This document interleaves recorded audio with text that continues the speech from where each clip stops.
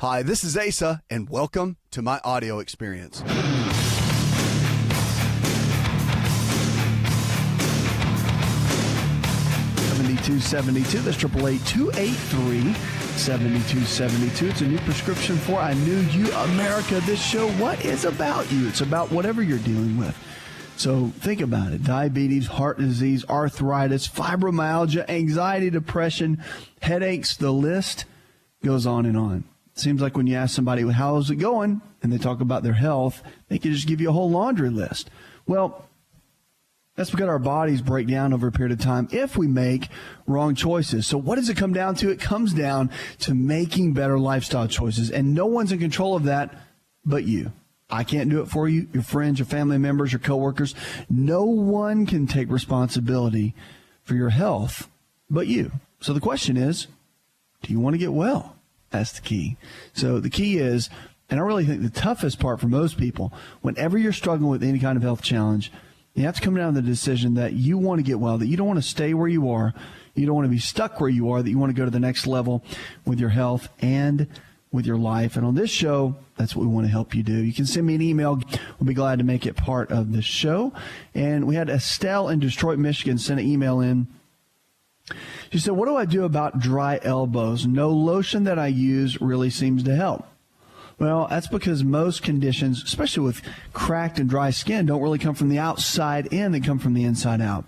So when your gut is healthy, when your body is not deficient in omega-3 fatty acids, a lot of times you won't get the cracking in the skin. Now, our diet's pretty heavy in omega-6 fats. And because of that, we have omega-3 imbalance. And that's why we need greater amounts of eating foods like fish and almonds and walnuts, and all those things are good, and they do contain omega-3s in them, but they do contain a lot of omega-6s. And so because of that, the fish oils tend to be such a superior source of getting our fatty acids, omega-3s in, and we need those to counterbalance that. If you're heavy on omega-6s, you'll get a lot of things like cracking in the heels, those sorts of things. So you'll know that you'll need to crank up the omega-3s to counterbalance that. And that makes a big difference. It makes a big difference for brain chemistry, for instabilities like bipolar, ADHD, depression, anxiety, all those sorts of things. So it can play a big, big role. So those are some key, I guess, symptoms, if you do have any of those conditions, that you might want to start thinking about dealing with something like vitamin D and looking at things like omega-3 fats and increasing those within your diet. Hope that helps. 888-283-7272. Lines are open with questions about your health.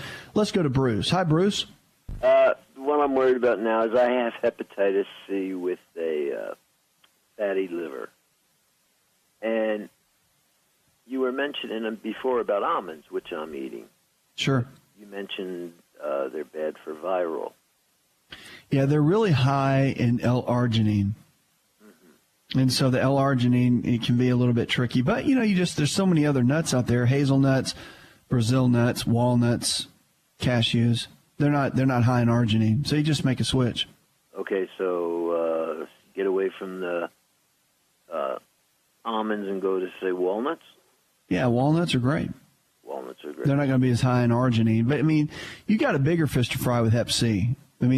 The foods themselves, remember, it's very, very slight on how it can affect things like viral infections. It's all about now, getting the immune system settled down, get the virus to go dormant as much as possible. Are you taking any medication? Do they have you in treatment? No, I was going to go on, I forgot the name of it. Starts with an I. Oh, interferon? Yeah. But the doctor said I balanced myself out pretty well. So they called that off. And now I'm doing, I take a lot of vitamins. I take vitamin C, milk thistle, garlic. Those are all good. But no medications. Yeah, that's good. Well, and just keep in mind that, just like we talked about L-arginine being an amino acid that's found in foods that can stimulate viral activity, L-lysine is the opposite. So L-Y-S-I-N-E, lysine will actually come in and can help. Hep C is a pretty big animal, But L-lysine can come in and help kind of calm things down, chill things out, and help it to go a little bit more on the dormant side. So that might be something you want to look into as well. But your foods, of course, are going to be important. I would look at vitamin D levels, make sure your numbers are between 70 and 90 on a blood test.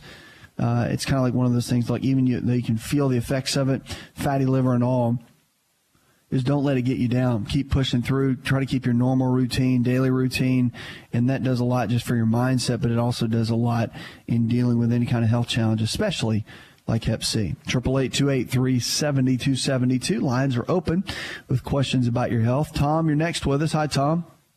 Hello. How can I help?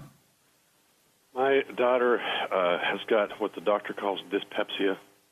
Okay. She's taken Nexium, and I'm wondering if you have any suggestions for something besides that.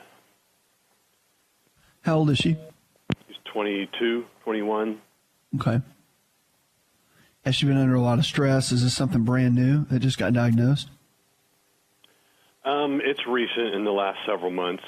She is in college full-time and working full-time, so yeah, she's got a lot of stress. She's got a lot on her, yeah. Is she overweight? Does she eat a lot of junk food? No, she's been eating healthy for probably a year or so, paying more attention to her diet. Okay.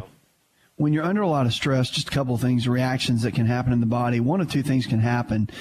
In the stomach, we produce hydrochloric acid. It helps break down proteins. It also helps break down fats, and is just really important. If you don't break things down very well because you're lacking hydrochloric acid due to a lot of stress, then you can do a couple of things. One is apple cider vinegar has been used for a long time, and it can help stimulate more hydrochloric acid with the meals.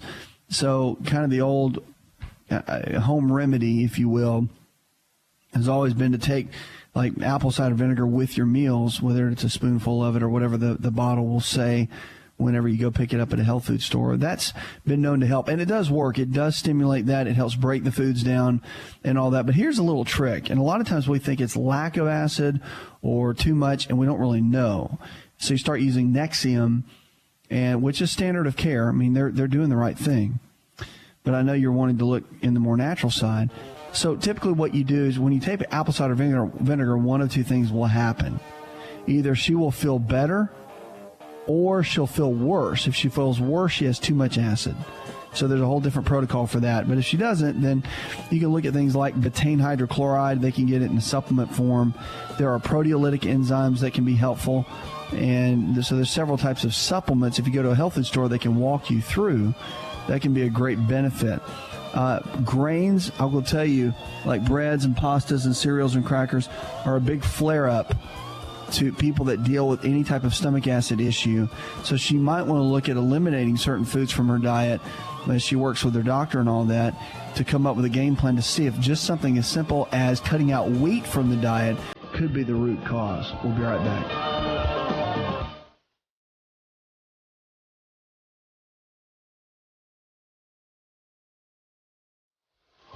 If you're looking for increased strength, increased endurance, and better recovery, then look no further than an all-natural nutritional supplement called creatine hydrochloride. Concrete is the brand, and it's the most absorbable form of creatine hydrochloride found today. Now, creatine is not just for athletes. You probably heard that before, but creatine hydrochloride is for the everyday person looking to improve their health. Listen, I started taking creatine in college when I was a strength and conditioning coach at Florida State University, and I've taken it ever since my college years, and it's made a massive difference in my life. Everything in my body, I believe, is functioning better because of creatine. Creatine hydrochloride I've moved over to using Concrete, and it is the best form of creatine on the market. Concrete creatine hydrochloride is available at most Walmart stores and on Walmart.com or any store that carries nutritional supplements. Just make sure to look for Concrete brand creatine hydrochloride and watch your endurance, your strength, and your recovery and your immune system get boosted today.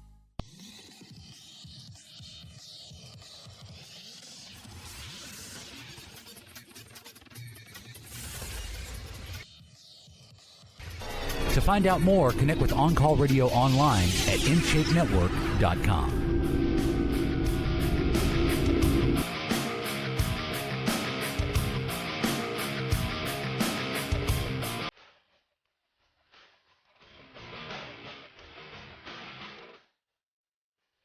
Our preferred wellness providers are healthcare providers in your area that believe the same way we do. Nutrition and lifestyle-based care, and this network of docs is growing like crazy around the country. Excited to see it grow. So if you need help, you let us know, and our team members will be able to get you to the right place. These docs are unbelievable to see them come on board and make a huge difference in so many people's lives.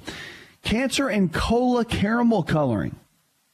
Yep, that's exactly what I said. So you know the dark color that our colas have. If you're a cola drinker, well, they're saying that now lab tests have been commissioned by a consumer group to find that Coke and Pepsi carry a caramel coloring chemical that causes cancer in lab animals. So the chemical is called 4-MI, or actually they call it 4-methylmidazole. And so it forms the caramel coloring. So they don't use natural caramel coloring, but it is a chemical process that involves ammonia. So while toxicology studies show that the 4-MI can cause cancer in lab animals, they say it's not clear if it causes in humans or if it's a human carcinogen. So they're still doing tests on that, but the Center for Science and Public Interest in February of 2011 petitioned that the FDA to ban this kind of caramel coloring, and also wanted the cosmetic additive renamed chemically modified caramel coloring, or ammonia sulfite processed caramel coloring. And you think about this. Here's the deal. All I need to know is that it causes cancer, period. I don't care where it causes cancer. I don't care if it causes cancer in an ant. If it's a chemical that's going to hurt my body, that's all I need to know. I don't need to wait around for a human study. Why would you even want to mess around with that? If it can cause a normal cell to turn abnormal wherever, then that's the last thing I want to put in my body. Don't you agree? So it's just unbelievable. So Coke and Pepsi with of course, now you're going to know because an article like this came out. Now they're going to change some things. And it's not, I guarantee you, expense-wise, it is not that big a deal to put in natural caramel coloring if they're going to do that. I don't know why they don't use cola nut extract, because that actually adds the color, and it's made from cola nut, which is where the whole cola thing comes from. Not that you need to be drinking sodas anyway. I'm just saying. So anyway, they said that the CPS or the CSPI commissioned test detected the 4-MI in regular and diet Coke and Pepsi products.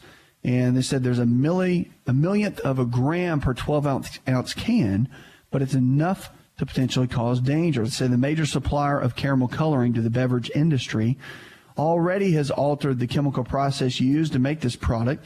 The reformulated product will comply with the California benchmark. Even though the company strongly disagrees with the California assessment, the new product will be used throughout the U.S. In an email to WebMD, the FDA says it is working with manufacturers to determine the actual usage of these caramel colors and the amount of 4-MI found in colas and other food products. While the CSPI suggests the 4-MI is causing cancer in thousands of Americans who drink a lot of cola, the FDA says few people should worry. Well, be interesting to see as this comes down the pipeline, just because of the potential. Like I said, if it causes cancer, I don't know about you, I wouldn't want to put it in my body, that's for sure. 888-283-7272 is the phone number. You give me a call. We'll talk about your health and talk about your life. We're going to Eric now. Hi, Eric. Welcome to the show. I just wanted to give you a little information about myself. First of all, I am a over-the-road truck driver, and I don't get to exercise as much as I need to. I'm 40 years old. I'm 5'9", and I've went in the past 2 years from 160 pounds to 178 pounds. Okay. With that said, picking up that sort of weight, a year ago, I didn't have any intestinal problems.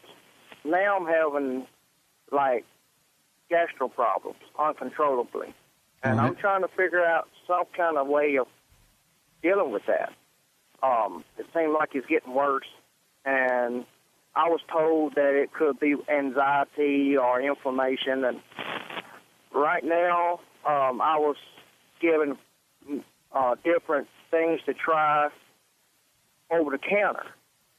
and it seemed like none of those, none of that medication is working. What have you tried so far? And I guess, did you go to a doctor that recommended this? When you say you've been told, you've been instructed, who's taking care of this so far? I went to the emergency room at the hospital, and the doctor that was on call at night, he examined me, and he pushed in on my stomach in different places. And he said that I'm not a big guy, but I do have what he called a stomach pudge. And because it's kind of hard a little bit, he said that could be coming from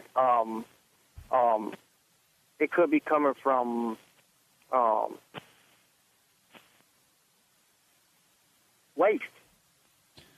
And well, it could, but a lot of times, if you've been eating poorly, like if your diet's not that good, and you're probably going to have a lot of things going on. Like you could have yeast in the digestive tract. You could not have the right amount of bacteria in the digestive tract. You could have a lot of stress due to your job.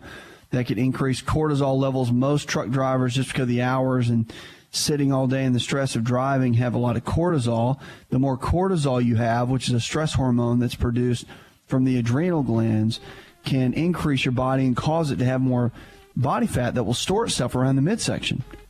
So, I mean, that could be one of the reasons that you have that little pudge you're talking about, and just eating a poor diet. So, I mean, there's a whole protocol.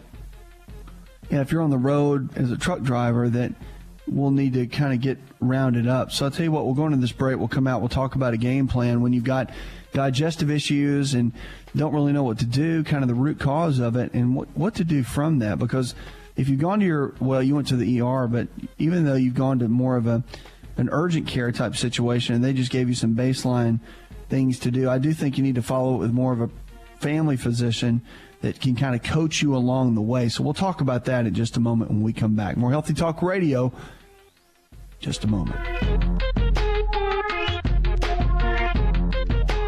Hi, it's Asa. I'm giving you a copy of my best-selling book for free to help you in your health journey today. I'll pay for the book. All you do is just cover the small shipping and handling costs. Go to asarx.com and get your free book today.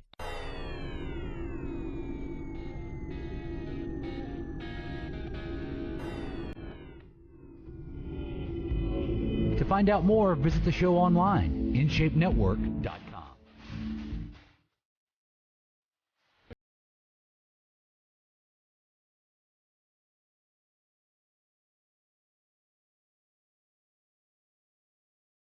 $372.72. Talking to Eric, going to the break as a truck driver, and just looking for really coming up with a game plan, dealing with some digestive issues. Never really had those before. They've kind of come on here recently, and the doctors really don't know really what it is. Got a little kind of a pudge going in the front, a little spare tire area, but more in the front. And been to the doctors, not a whole lot of answers, and you're really wanting to come up with a game plan. When you're driving a lot, Eric, and you've got that truck driving lifestyle, diet is typically not the best. So, I mean, would you say, are you the kind of guy that packs your food, carries it with you, or do you just do what you can when you're on the road? I just do what I can on the road. I stop in a restaurant, so I just grab something that I can quickly get in and out of a location. It depends on the amount of time I have spare. Okay, I got it. Well, I think you're at a point now, you're 40, and so you're at a point in life now where, in your 20s and 30s, you can kind of do what you want a lot of times and get away with it for the most part. But once you start cracking that 40 number, the body will start changing. If you don't start treating it right over the long period of time, and you make poor choices for a period of time, then it'll start letting you know it's not real fired up about how you've been handling things, if you know what I mean. So the best thing to do typically is to get started on a good anti-inflammatory diet, and that's, of course, similar to the one in my book, Empowering Your Health. I think that's a great way to go, just because it gives you a good guideline. Everything is real simple to follow. You'll do equal amounts of lean-quality proteins, like chicken, fish, beef, or eggs. And, of course, on the road, you're not going to get everything organic, but at least you can make better choices. I mean, you can eat baked chicken over fried chicken. You can get baked fish over, fried items. You can do broccoli instead of French fries. I mean, just common sense. I mean, even at truck stops, places like that, you can actually, even though the vegetables may not be the best, you can still get some decent food items. So it's about really coming up with a game plan and then having good, healthy snacks with you in the road so you're not craving a bunch of junk. You can have packed fruit with you. You can have all the nuts, and you just can mix nuts in a bag where you can grab a handful of those, drink plenty of water, and have fruit and that sort of thing for snacks. I mean, there's a lot you can do to come up with a game plan. But in my book, I've got all the foods listed out, the ones that will kind of deal with more inflammation in the body, the ones that will take it out. So there's several things to do. On the exercise side, I think it's important too. Cortisol is that stress hormone I was talking about that when it gets elevated, it can really put on the pounds around the spare tire area. And if you don't manage cortisol very well, I mean, if your sleep hours are off and you don't eat healthy and you're not exercising, it can really throw them. And it can cause you to have abrupt sleep patterns. It can cause body fat gain. It can cause your brain cells to decline. So there's a lot that it really can do to the body. So cortisol phosphatidylserine is a supplement they make, and it has been shown along with green tea to really block excess cortisol production and be a real asset to your health. So you might want to look into some of that. I mean, it's very cheap, inexpensive. The health food stores have it and all that kind of deal, and it can be really helpful. So a couple of things to think about. But coming up with a solid game plan, whether you pack your food or you just pack snacks with you, and that's really a good way to go. And working on the cortisol, you can get some stress testing done, saliva or blood testing with your physician, and they can check. But cortisol typically is the culprit. And you might, again, have some yeast-related issues. When you cut out grains and you cut out dairy products from your diet, you can notice a big difference immediately. I mean, literally within a week, whether or not you had food allergies or not. Because if your energy levels go up and you feel better, bloating and all that sort of thing goes down in the stomach, then you know you're probably dealing with some kind of allergic reaction to certain foods. So looking into all that, I think, and coming up with a solid game plan will be key. Carry some little bands with you. Walk once a day minimum for 20 minutes in a parking lot. Just keep walking. Just take a long trip around and really push it, because it's one of the best things you can do for circulation, for burning calories, and for keeping your weight where you need to. So that little 18 pounds that you gained, that could be one of the root causes, just because you're not getting the exercise that you need. And maybe at 32, your body could metabolize everything, but now at 40, it can't. Also get the blood work done, check on your testosterone. Low testosterone can be a key too. Of course, that results from low dopamine. The two go hand in hand. Hope that helps. 888-283-7272. That's 888-283-7272. You can also go online. Shoot me an email. I'll be glad to make it part of the show. Let's go to Matt. Hi, Matt. Hello, sir. Thank you for taking my call. You got it. What's going on? All right. I have got a question. It's about weight loss. Okay. Never had a problem with the weight till about a year and a half ago. I'm 27, by the way. Always been an in-shape guy. I'm still a very active person, but over the past year and a half, I have went from about an in-shape 210 to about 280 in about a year and a half, and I don't know what I'm doing different. So let me get this right. So you're exercising the same, you're eating the same, living the same lifestyle, and you've had this major increase in weight gain. The only thing that has changed is my ability as to when I can eat, because I changed job positions about a year ago. And the job that I have now, I don't have the ability to eat when I want to. I can eat breakfast very early in the mornings. I work, probably 10 hours a day. So my lunch break usually falls between 12 and 2.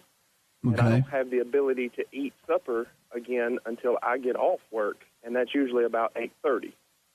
So I'm eating 2 hours before I go to bed. And my problem is I don't have the ability to eat before then. So what can I've tried, not getting, full meals at that time of the day and trying to grab, power bars or something to eat to kind of make me not so hungry when I get off. But yeah, I understand. What about your exercise routine? If you're working 10 hours a day, when do you exercise? Usually I do that sometimes in the evenings, when I get home, or on my off days. I love to mountain bike, so I'm either mountain biking or jogging. This is going to sound weird. I still feel like I'm a pretty in shape person because I don't have a problem hopping on a mountain bike and riding 20 miles. It doesn't, I don't get completely exhausted doing that. I can go run 3 miles with no problem. I'm just overweight. I would get some blood work done first and foremost, just because you want to check out all your hormone levels. Pituitary gland is probably just not even barely functioning.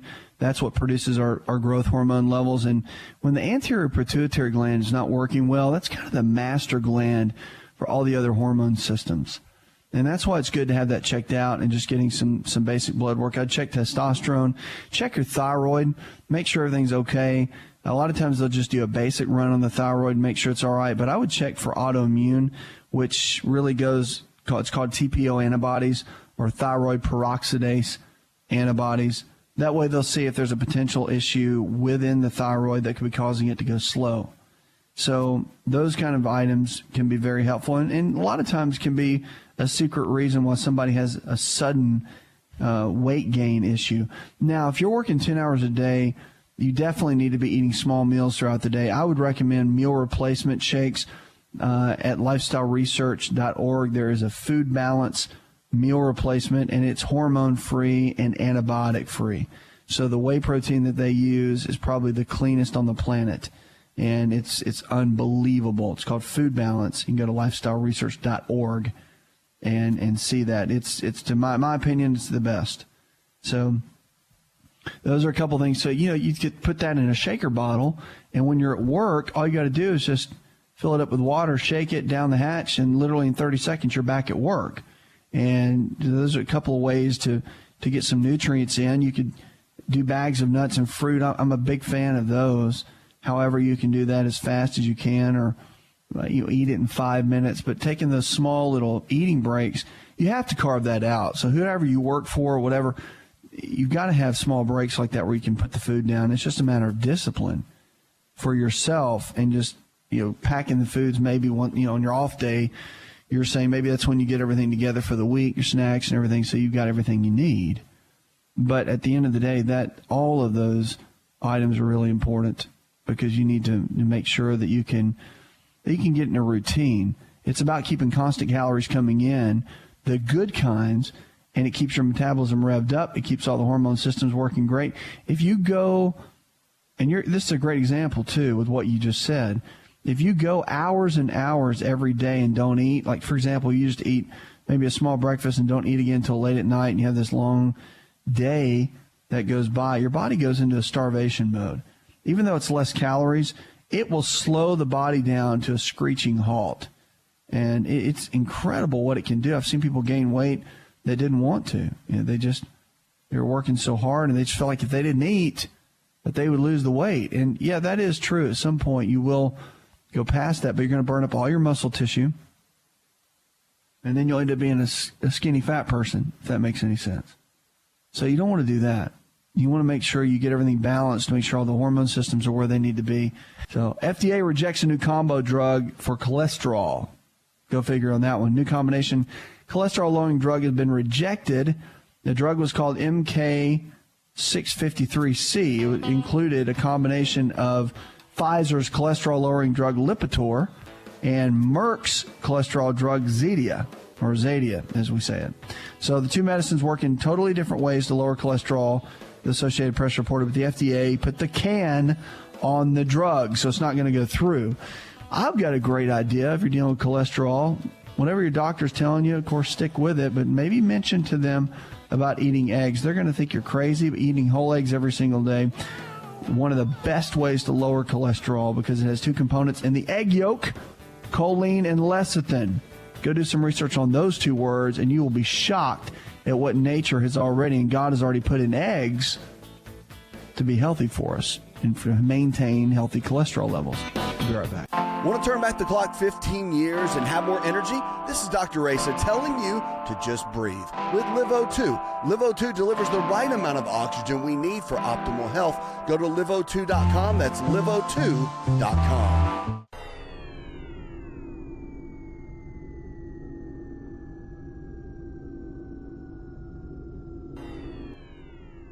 Connect with On Call Radio and watch On Call TV at InShapeNetwork.com.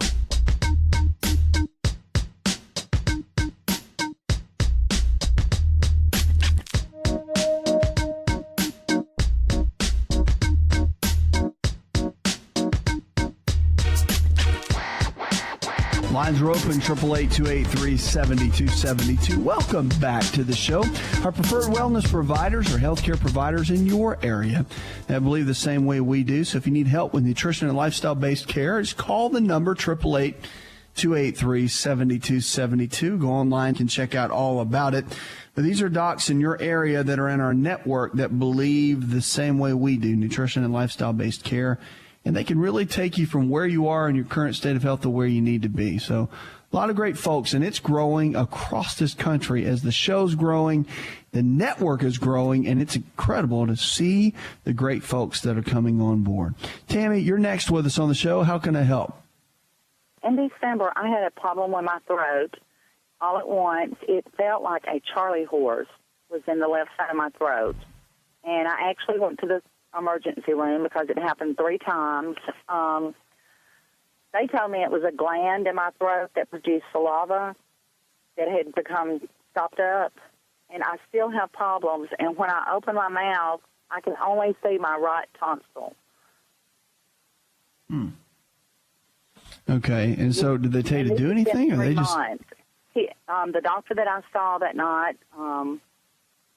just kind of laughed it off and said to get some sour candy and hold it to the left side of my mouth, and then it would help produce the saliva that I needed to swallow, because I couldn't talk, I couldn't swallow anything.